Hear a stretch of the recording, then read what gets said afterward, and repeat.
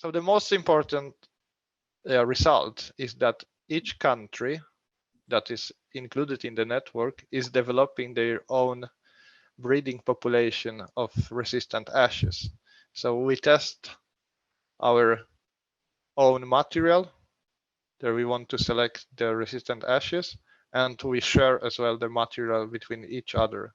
So in the end of the project, we'll have the huge amount of data that will be used to confirm the resistance of certain genotypes. The breeding for the disease resistance is a very long-term project. So we just initiated this research. We will plan the experiments that will be used in the future for selection of the resistant genotypes.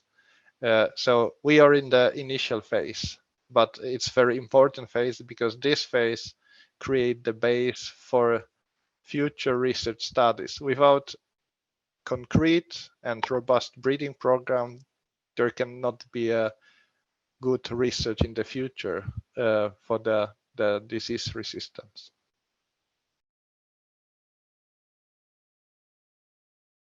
Ash is the native species in all the countries that have been involved in the network, and the contacts allowed us to share the ideas how to test our material. And as I said before, we were able to to share the material with each other and test the material in different climates, the different environments. I mean, when we work together, there are a bigger chance that we will find the ashes that will be resistant, tolerant to the disease.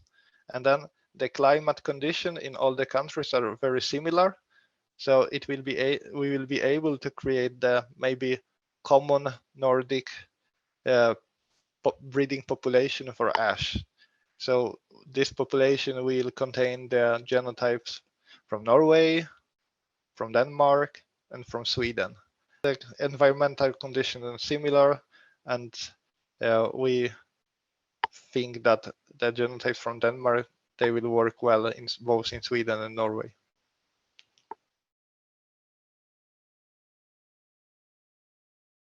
Yeah, for me as a young researcher, it was a great opportunity to meet the leading researchers in the field of ash resistance from Nordic countries, and initiate the new initiatives to work toward the resistant ash population in Sweden. These two were very important things, and I think the SNS project helped me to gather another research grants to work with the to build in the end the tolerant population of European ash in Sweden.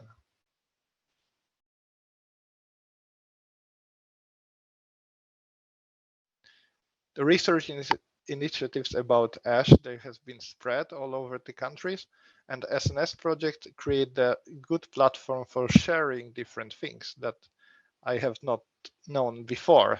So we have a good platform for meeting and sharing ideas.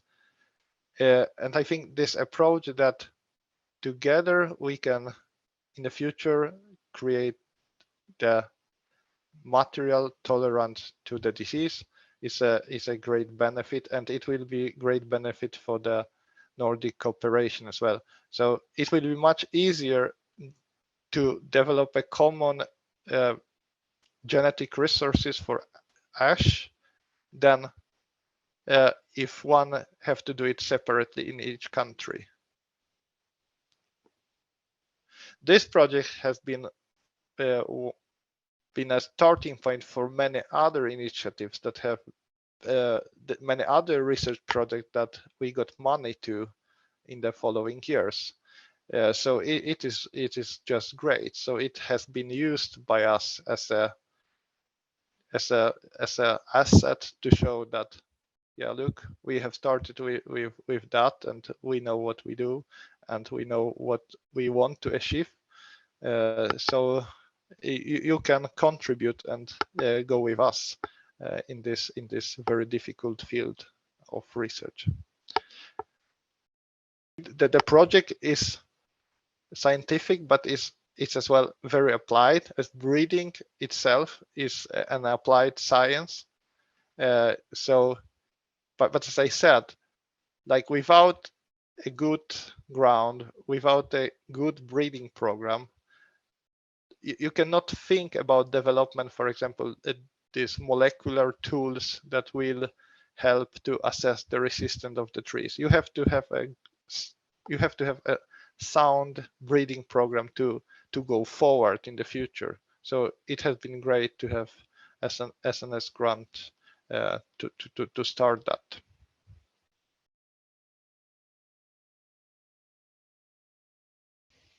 Yeah, absolutely. So we observe already that the clones that looks resistant in the field, they are as well resistant in the experiments. So yeah, I think we have a good chance to save the ash, but we have to be aware that it's a long-term project and long-term goal.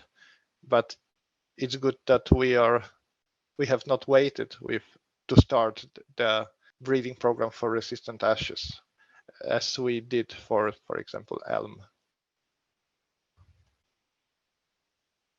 So under the project, we have produced seedlings from 23 resistant trees.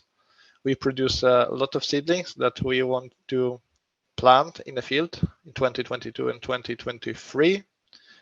And to do that, we got help from the Sveaskog, the Swedish forestry company, that will contribute and cover the cost for some cost of planting and establishing on the field trials, where we will be able to monitor the ash disease among the planted progenies.